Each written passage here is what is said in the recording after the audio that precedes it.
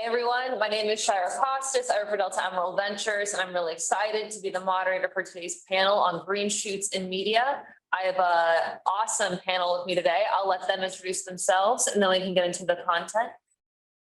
Hi, I'm Irfan Bhola, one of the founders of the Flower Agency. Flower Agency is a full-service digital marketing agency that helps cannabis and psychedelic brands, retailers, ancillary services with more performance-driven, achieving the performance-driven metrics, like sales, customer acquisition, and brand awareness.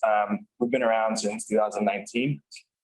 Pretty much testing out any omni-channel compliant solution that we can find and bring to the cannabis industry. And yeah, it's been an exciting ride.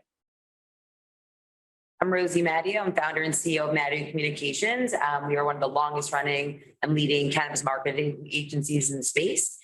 We do media relations, investor relations, social media, content, SEO, and influencer across the supply chain. We represent close to 70 companies, a team of 60 with offices in New York, LA, and Toronto, and a proud Delta Emerald portfolio company. I'm Joyce Cenali. I am COO of Big Rock Partners, which is a multifamily office that's been making investments in the space since 2016.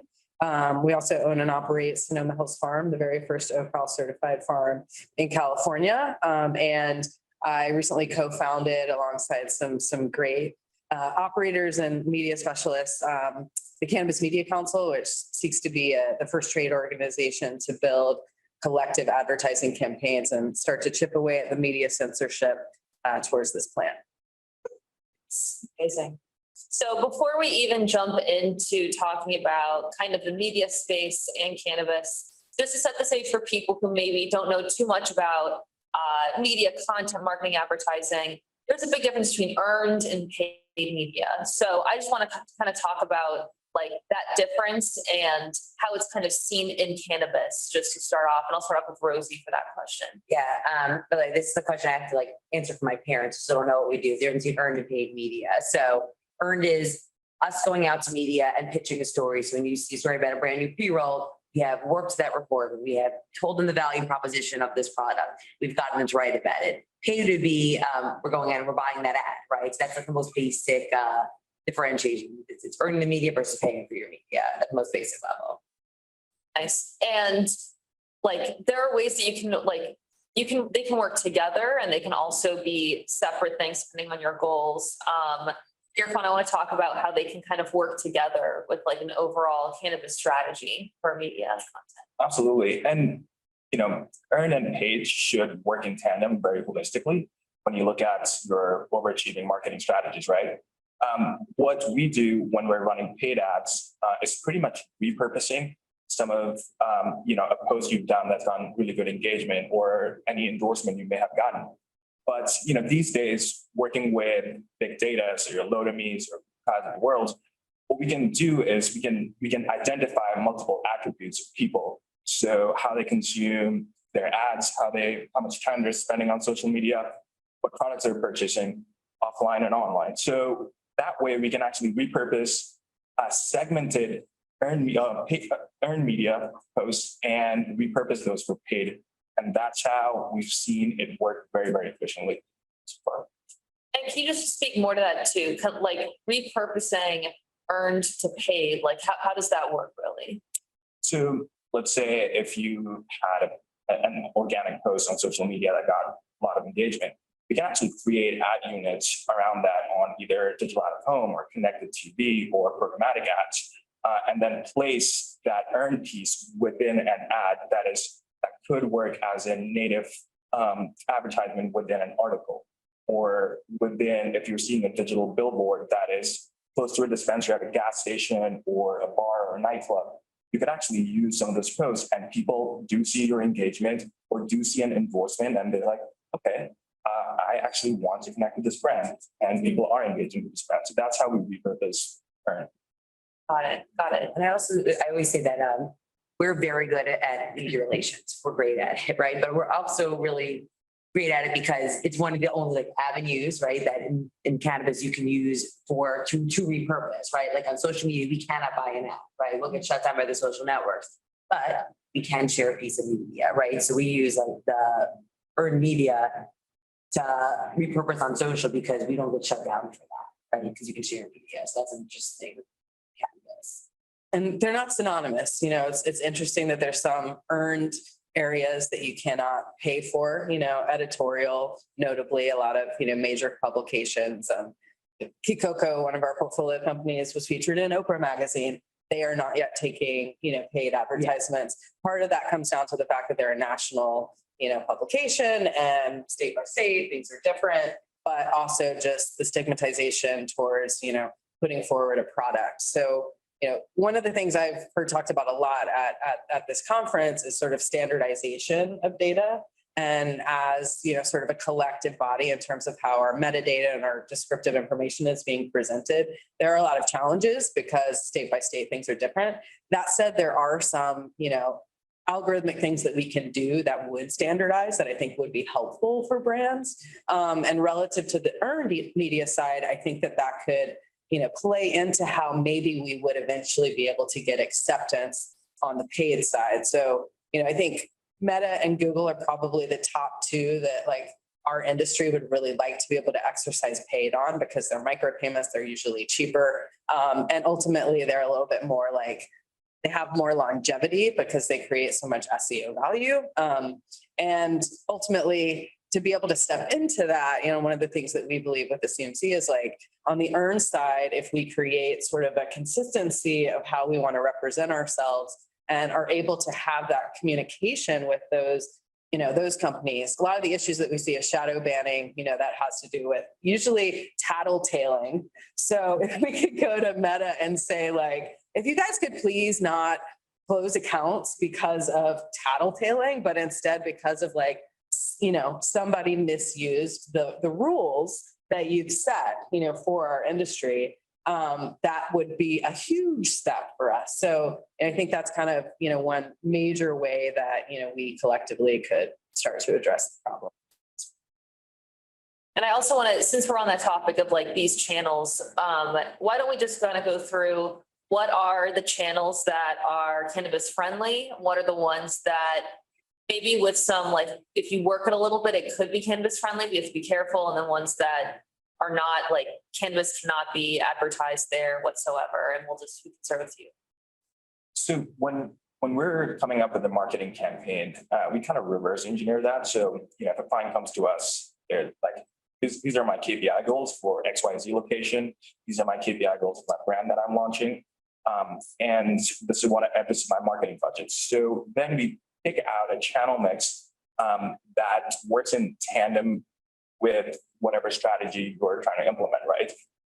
And these days, we've been experimenting. Obviously, there are a few channels that connect to each other. So digital out of home, you can run it fully compliant manner, at screens at even hotels or stadiums.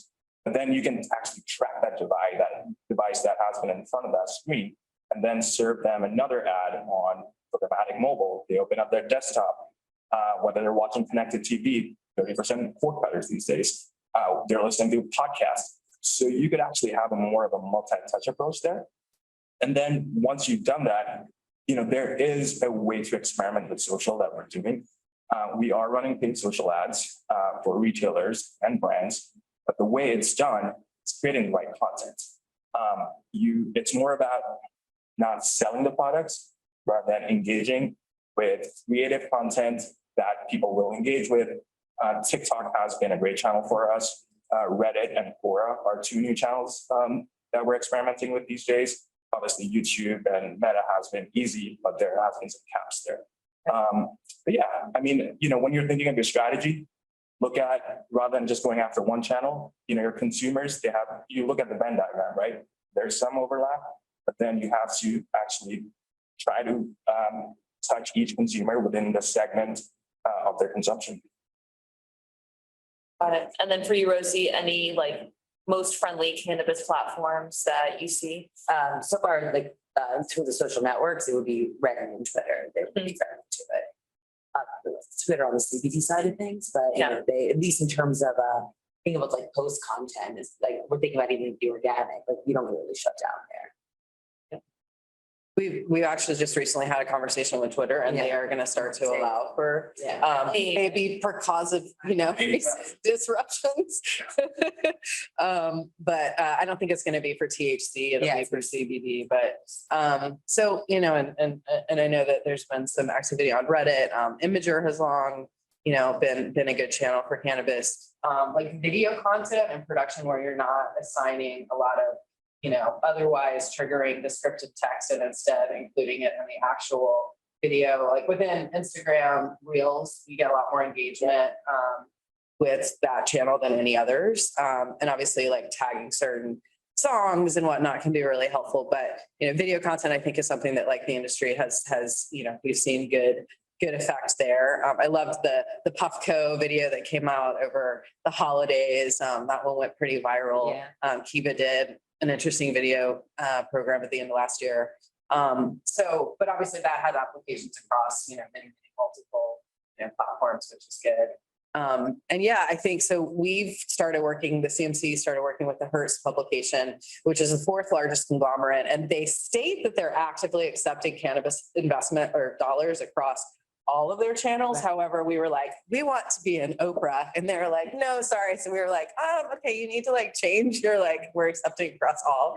But the point is that they work across, digital publications, traditional print, billboards, film, yada, yada. And they're in some element allowing for all of it. So they're stating that they're the largest conglomerate that's doing so. We've gotten a lot of strife because of their previous very, negative and horrid censorship. But at the end of the day, all these groups have to come to the table and they slowly but surely are in certain subtle ways. Are they location gating any of the ads? They're letting them, Yeah, totally. Yeah, Hearst and even like Condé Nast or even Yeah. Wine these days, you can purchase full site takeover ads or you can do sponsorship ads for cannabis, and they're becoming more and more welcome. We found it really interesting too. We did one of those advertorial things and, they forced it through an agency division because they need to have like a compliance oversight. But we found that we were regurgitating the compliance back to them and they weren't actually meeting that compliance moment. So that's also a really big piece of it. We, as those that are authoring these things and, our communications teams, we're basically teaching these media companies how they can adopt, cannabis onto their commercial mediums, which they oftentimes will have a bigger price tag. And then it's you just need to be really careful about, how you negotiate your rate structure with them because you're going to be doing the lion's share of the work. And is that different in cannabis and other industries you find, just that negotiation process, just from The compliance level, absolutely. Yeah. So I want to talk about, we just talked about channels, but there's also a location element, advertising state to state, there's a different cost to that. There's a geolocation element, just kind of hitting your people, your target market at the right spots, whether they're on their phones, at the store, on their computers. So I want to talk about how cannabis advertising and location really matter and when you're creating your content strategy. So I'll start with you, Irfan, about kind of just geolocation targeting with advertising. Yeah, absolutely. And, cannabis is very geo-focused, given if someone is close to a dispensary, most of our clients are dispensary and brands, right?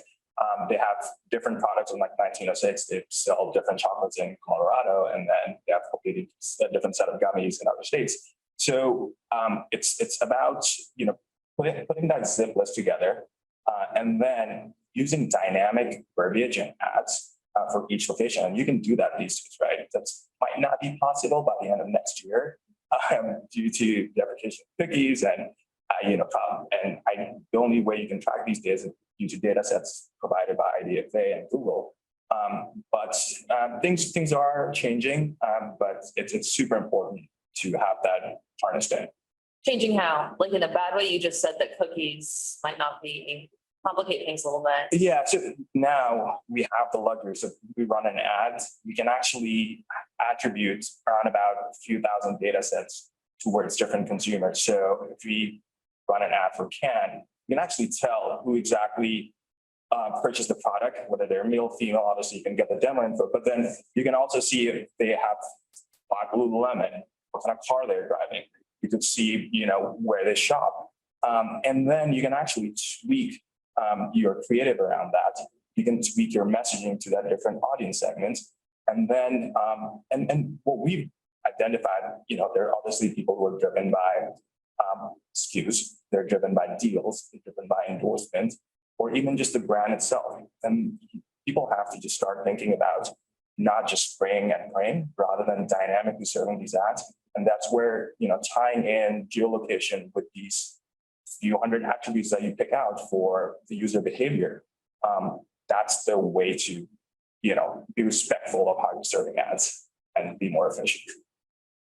That makes sense. And then with you, Rosie, I know when you're delivering ads to different states, even there's a cost element to that about like where it's best served. Like, so can you talk about like kind of how that differs in cannabis, especially? I don't necessarily I'd be the expert talking about on the pricing of that, but I will talk about like in terms of earned, like how we think about highly regional companies like national media and how we sort of explain that, or how we decide where we're going to like pitch media based on location. So one, obviously, it's hyper local, so the regional is very important. In a lot of the markets, like people don't necessarily care about the region.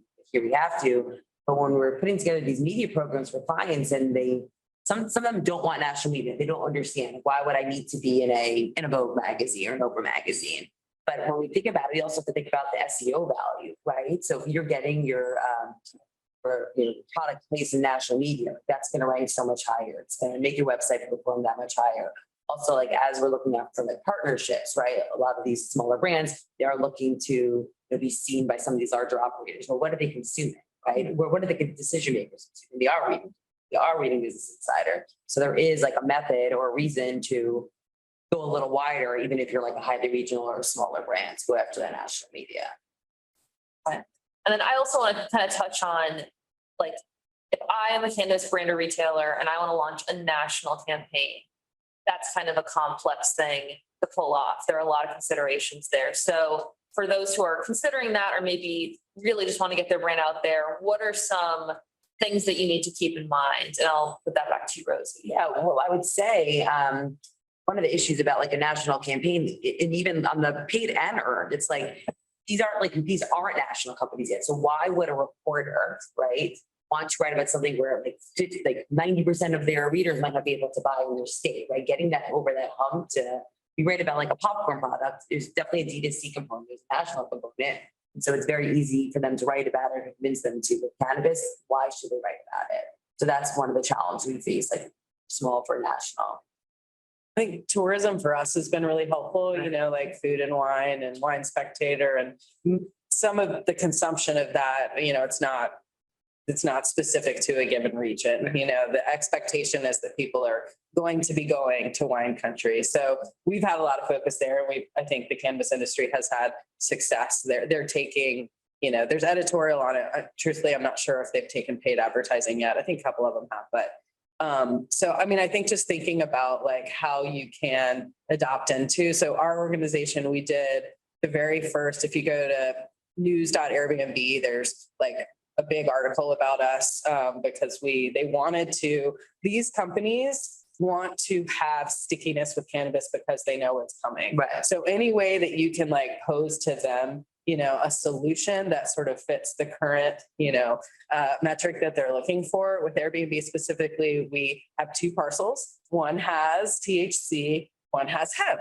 And hemp was fine, so for companies that can do both, I think that can be helpful. And if you can like bifurcate your story in some ways, I've seen a lot of companies that have their CBD site, obviously, and their, THC site. And at the end of the day, like it's a little bit of trickery to the customer, but it gains popular. We're doing with merch also. Yeah, right? yeah, Like, exactly. how do you build a national brand when you can't ship things across state line? Build a merch site, right? A lot of people are doing that, and they're getting people in that way.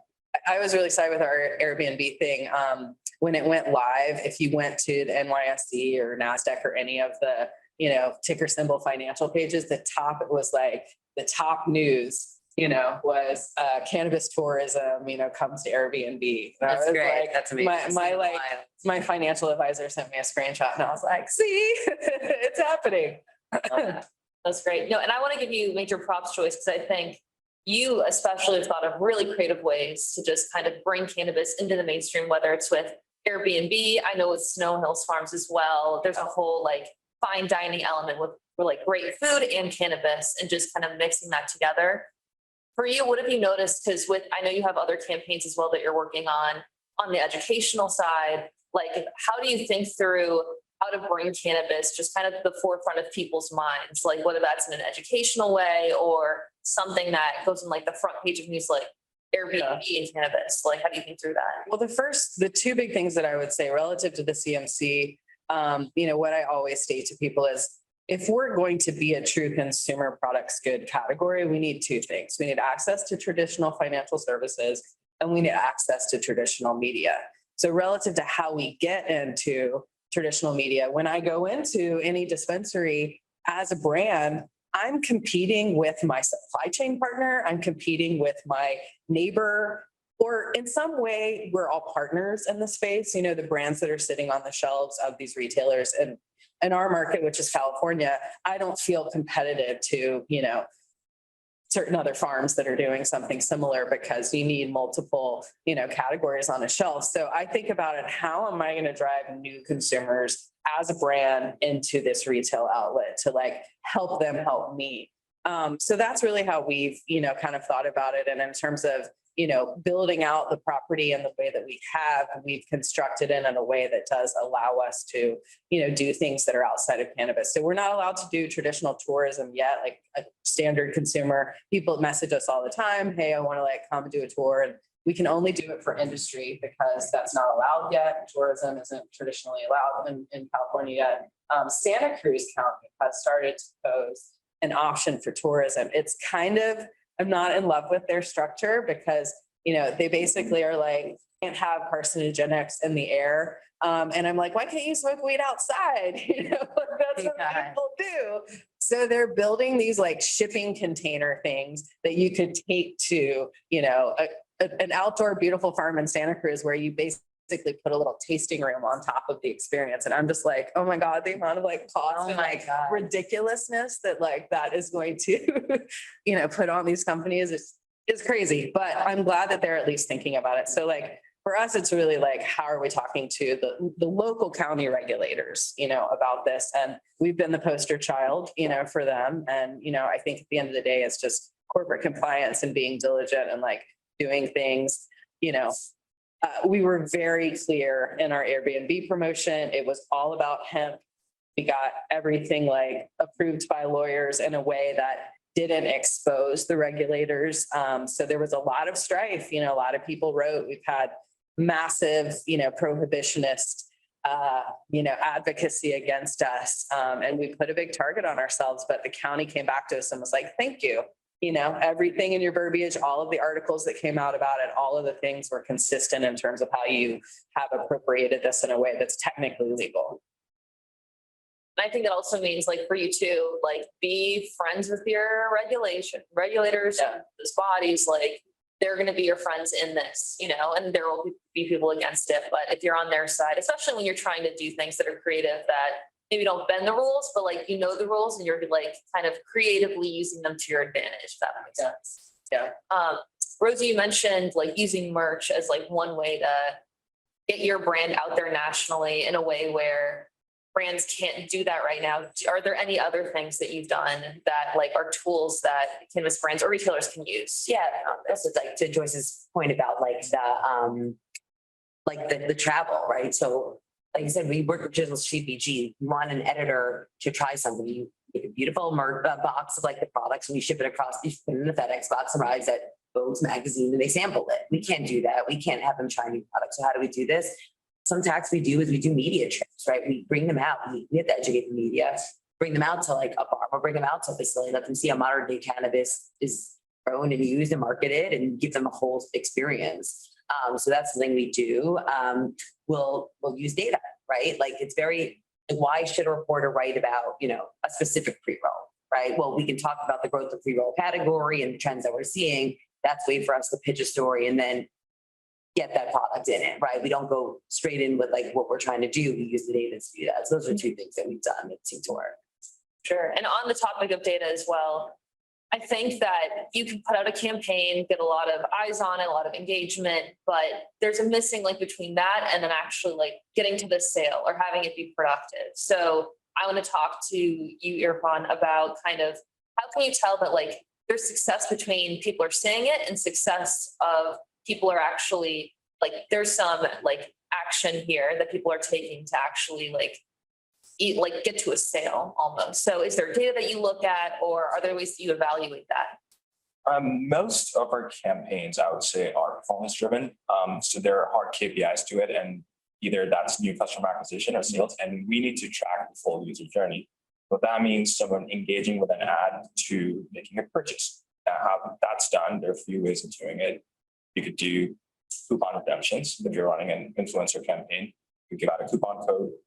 If you are running programmatic ads or even connected TV ads or radio ads, you can actually connect the dots between that person's ID or the mobile ID and them making a purchase through a POS system in this store. So what we try to do is integrate with different various POS or Dutchies and chains of the world, and then track that full user journey.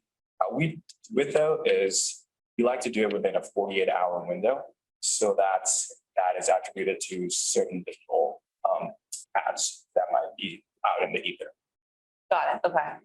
That makes sense. And then for you, Rosie, how do you is there a way that you look at a campaign as successful versus maybe room for improvement there? A lot of different ways. One is it could be everything just from brand awareness, like social shares of a campaign, to tracking an actual sale, to seeing an increase, like we'll ask them to look at their GA, like if a story hit and we're seeing their analytics, we're seeing more people like the site. So we use various metrics to success. Got it. And then for you, Joyce, someone who is actually putting out campaigns, like seeing the results, like I know you have a campaign right now as well. What are you looking for as a result, especially with the educational ones where you could say, the best case scenario is someone learns something, Yeah. I mean, I think for us, like the earned side on the Cannabis Media Council is still the most important side. We are placing paid advertisements. And the truth of the matter is it is possible to segment and understand, where the traffic is coming from. But, I think that's one of the, issues that we've been discussing, here at this conference, like how do you actually aggregate that, to the user view and that without having a specialist for a lot of the smaller companies is one of the big challenges. So if you're not working with a Mattio or a flower agency, how are you actually able to aggregate that and start to actually act on the KPIs that you're putting forward for yourself? So that's part of what the CMC is thinking about, because we want it to be accessible to everybody in the industry to understand what the impact of a media, even if it's a very modest media spend and you don't have an agency working on your behalf to do that. And so I don't have an answer for that yet, but I think that's one of our big quandaries. And relative to this campaign, it's called I'm High Right Now, I'mHighRightNow.com. Thank you. It focuses on the baby boomer demographic because we did a little query of our member base. We now have over 120 members across, many states, and it's open for all. So by the end of this year, my personal goal is to have 1,000, brands and retailers active. It's free membership. We do have visionary donors. PAX is a visionary donor. Anonymous major software, company is a major donor. Cannabis and Attain Health to date, but we're seeking more. Our goal, however, would be to eventually, Ian mentioned it at the beginning, which is there's massive consumption in cannabis. Consumers continuously spend, and yes, we saw a decline in California, but most states are on the upward trajectory. So there's money coming into the space, and our tax dollars, we know they're charging us more on the taxes than any other industry. So what's happening with our operational tax dollars? So we want to be able to go to the state bodies and get grants and request for proposals for those advertising campaigns. We just applied for one in California. We're going to apply for one in New York. So that the industry's dollars can act back for, and we feel like a consortium as opposed to an agency that's maybe worked with half a dozen, cannabis companies as a better presentation to the government bodies. So yeah, with this campaign, we focused on Connecticut Post because Connecticut went live on January the 10th, I believe. We'll have an ad in the San Francisco Chronicle, and we'll have a Vanity Fair ad located in New York. Specifically, they do have, they're breaking down their magazines by state in some elements. And then we have Surfside is running a digital strategy. We're going to be doing some great stuff with the Flower Agency. And hopefully, all of the clients of Mattio and all of the clients of, a lot of the folks in this room to elevate on their active channels, whether that's social or just taking our amazing inventory and like regurgitating it into existing campaigns that you're looking to run. One of our customer or clients or members, they are focused on Nashville, but they're like, we want to spread to Western Tennessee. And because we're not proposing a product, but just consumption at large, it's a little bit more, tangible and neutral. So they believe they can take it to, the Appalachian area. So that's one big way that we would look to expand it. Oh, that's great. And I think in what you said too, audience is a big factor. Like you're focused on the baby boomer population with the I'm High Right Now campaign. And I think but with your, what you were talking about with following phones and computers and tablets, I'd say that's more of a Gen Z millennial. That's kind of who you're tracking. Or would you disagree with that? You seem like you do. Well, since everything is digital, you can seconds, by just someone's ID if they're a baby boomer or a millennial. But then there's also contested targeting, right? So if someone is reading more of the Wall Street Journal and listening out there, maybe the demographic might be a little bit more African, educated, and older, compared to serving ad on TikTok. We're millions of Gen Zs and millennials there. So it depends on where the ad is being served. And then there are different layers of targeting on top of that. But I would say we do approach quite a few baby boomers with our ads. That's great. I also think that it's interesting too, in that you can target a different type of consumers and the kind of curious, someone who maybe is a little nervous or curious about it, but not a user every day, or you can target these heavy everyday users. So for Rosie and Joyce, with companies that you've worked with, what are you seeing is more of the focus today? Are people focused on new users who don't really know much about cannabis but want to learn more, or people who maybe have some experience, or what experience level are you targeting? It really is. Also depends on the branch, right? Yeah. Even if you work with MSO that has a house of brands, some of them speak a different type of audience. So you have to be very, very targeted and very customized per brand because they all have different needs, different data and reach. But there's a range. Yeah, I think one thing I'd say to that is, we're starting to see new geographies open up and, even legal states. So California, Redwood City opened a couple of weeks ago. Chico opened in December. Fresno opened in, I think, last June. And so we're seeing a lot of, regional. The first television programming in California ran in the Fresno area, and I believe Chico is making inventory available. So I would think that's more speaking probably to folks that were traditional shoppers that, maybe now are introduced to a dispensary that's, accessible to them. Right. So that's, I think, regionally been an uptick relative to how a brand is thinking about it. It's going to be different than a retailer. And, what I'm starting to see is brands that want to step into a new state, they're testing 3 states in terms of, what their, click-through rate is for, digital programming, and then maybe following, that data that comes back to them to try and make decisions about, where to next take their brand. So there's different call and response ways, but, at the end of the day, I still think it's a little bit of we need to test multiple demographics and not focus on one when you're originating a brand in a new state. And then as you start to, get that data back, then, focus on the next. Awesome. I want to kind of move the conversation over to some of the new markets opening up. For one being New York, I think that's going to be really big for cannabis, especially as just a media advertising marketing capital of the US, of the world. I also think that some of the rules in New York that are kind of going around cannabis in terms of you can smoke outside in the streets. You can't even do that in California. That's going to make it huge for tourism, huge for cannabis. So do you think cannabis coming to just kind of like an advertising entertainment capital, is that going to change the way that we kind of see cannabis being advertised today, just normally? Absolutely. We're able to, expose media both on earned paid side, like to what modern day cannabis looks like. Like it's still early days in New York where people have never, some of them have heard of the brand, some of them have not, right? So there's a real opportunity to get that critical mass. Even if these brands are born in California, we're in the media capital. I think things are going to explode. If we can get the brands into market, they can open up. I know when the NFL in like, I think it was the 1960s, when they moved, like, I think their headquarters like to New York, it really changed the game in terms of turning it from a sport to like an entertainment. Like it really made it like entertaining. And that kind of like was a huge switch for that industry. So I feel like that could happen in cannabis to an extent. And also they end up opening the consumption lounges in New York, right? Like you can have an editor event, you can host, you can normalize what launch of a brand looks like. You can have on-site consumption.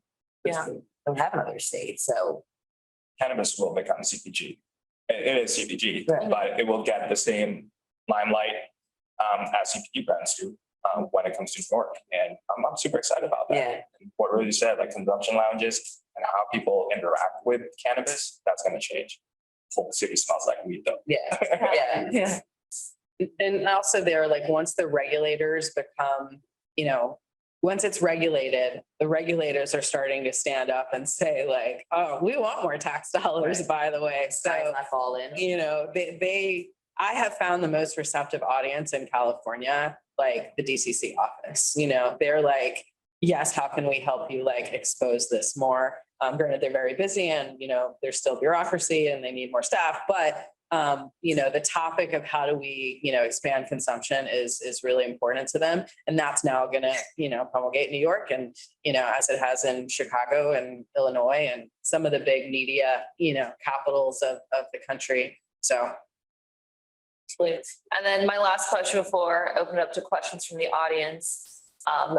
Today and in the next year, what do you think are some of the biggest challenges that just marketing and advertising with cannabis will face, whether that's like having more publications being willing to put ads for cannabis, or whether that's with regulators, or where do you see most of the challenges and opportunities in the next year or two for cannabis? I'll start with Irfan. I think the landscape, it's already competitive, but it will get more and more competitive. So having a very distinct voice would help.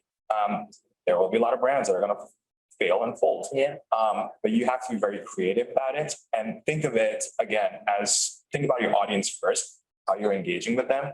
And what I said earlier, deprecation of cookies, you will have less and less data sets. So working on your first party data will become very, very important.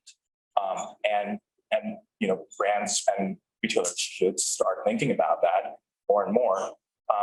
And then I think another big challenge would be just segmenting how you're presenting different products to different age brackets, because the buying behavior of Gen Z is very different. There's not much loyalty, and that group will become the highest cannabis consumers. So appealing to them who have no loyalty, but what they want to engage with is content, and they're fast decision makers. My sister is one of them. So it's educating, having a social cause behind it, and coming up with the right content. So start thinking about that. Seriously, I'll keep going back to Earn just because these guys are paid experts. I think one of the challenges is that like cannabis is. Like the reporters are seeing what's happening and they're not as excited about cannabis as they used to be. Like they're a little bummed out that things haven't moved forward either. So publications or broadcast outlets that we've had a lot of success pitching, they're just not so interested right now. Wow. Yeah. It's a little scary. Because of like just Even I think like the business side of things, like CNBC, like they're not going to take anybody to earnings this year, I don't think. Wow. The market's just too depressed. The market caps are too low. And we have to something really big that happens, get them excited again. They feel like they sold bad bill of goods to their investor by taking the risk. Yeah. And the markets are down, I think it's a little harder. Yeah. Yeah. And obviously we're seeing, massive contraction across a lot of these, major media companies with, layoffs and whatnot. So you start to see executive leadership shifts that, sometimes are helpful. AKA the Twitter conversation earlier, and others that are not. One of the things, to your question relative to like what I would like to see and what, we think would be coming. I mentioned earlier, it's really inaccessible for folks to, access their aggregate. And I would love to be able to see, that just like as a sort of open source tool, be utilized by folks to basically be able to, I think if a big media company kind of came out and said, we're going to make this accessible and like KPIs, even if there's like a cannabis filter derivation of it, that could popularize it, very quickly to the industry. Standardization, I think, is something that the industry should be thinking about as we start to step into that. So hopefully we'll be able to have a collective conversation about, if we go to Meta and we say, here are the standards that we're willing to live by, and we collectively, across the major MSOs and the top 100 brands will agree to this, will you accept our advertising? That could be an interesting way to approach it. Obviously a lot of the streaming companies and, how we guard against the 21 and up, or 21 and under, conversation.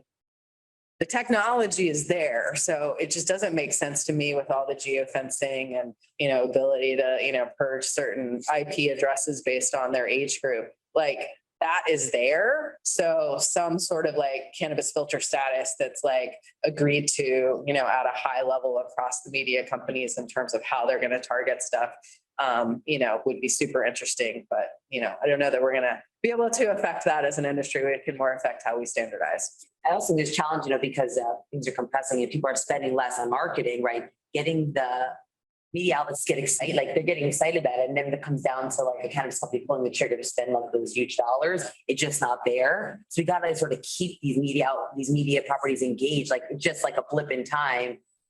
They will be able to spend those, hundreds of thousands of dollars, millions of dollars on these like full page ads. They're just not doing it right now. Keeping them engaged can be an issue. Totally. Yes. Awesome. Yes. So how should brands be thinking about a marketing budget? And have you seen if that, how should they think about measuring? Repeat the question. Yeah, how should brands think through their marketing budget? Let's just start with that first and then second part of the question. I mean, it'd be nice if that brands actually figured out what their marketing budgets were actually. They could like plan for it. Like that would be a first step. No, but I think it's like starting to think of it like real CPG does. Like how much percent do you actually like allocate towards marketing and treat it the same way? It's like we want to be treated like CPG. We have to have that as part of the marketing mix. Have to think about it. Yeah. In our evaluation, we find that if you look at the pie of how you spend your money, traditional CPG is going to be in like 12 to 20% dedicated to marketing. In cannabis, we're at like 5%. Right. So first and foremost, it's looking at that and getting buy-in from your cap table to start to say, it's okay. Marketing shouldn't be the first thing, growth shouldn't be the first thing that you sacrifice when you're trying to build a multi, state opportunity here. And talking about, more ROI driven approach, if that's what your goals are and that's what your goals should be. I think marketers should test out various different channels. Yeah. But there's a certain finesse to that and how you layer those channels, right? Because if you turn on Facebook ads, TikTok ads, programmatic, out of home, it's hard to measure what's providing your sales lift, right? You could do, measurement through pixels, but on certain channels you can't. So what you might want to do is kind of think about how you're looking at attribution for each channel, slowly start them, look at your sales lift, and then pick out the media mix that's driving the most sales. And then also look at engagement as well. People are very driven by sales, but there's a halo effect of all the other ads you're running. Someone may have engaged with a billboard or an editorial, or may have seen your ad on TikTok, which you're not allowed to put a pixel on with your cannabis company. So think about strategies that way. I would dedicate, that's what we do, some of the budgets to more of an awareness driven, but then most of the budgets to where you can actually track sales and new customers.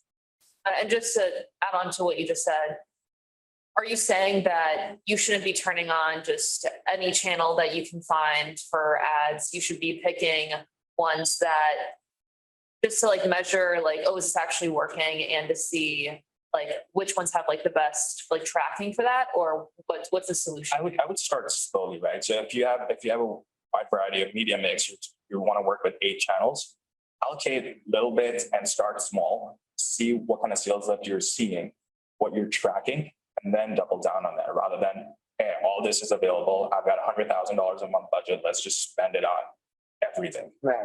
So layering, different channels would help. Okay. Awesome. And then any other questions from the audience? Yes. So understanding cannabis folk, sometimes like digital marketing concepts are very large barriers. What would your advice be for like simple first steps someone should do? Everything should do to get started if they want to start going into that way. So the question is simple first steps for any maybe founder, someone thinking about. Any brand that who maybe doesn't have any knowledge whatsoever on how anything. Yeah.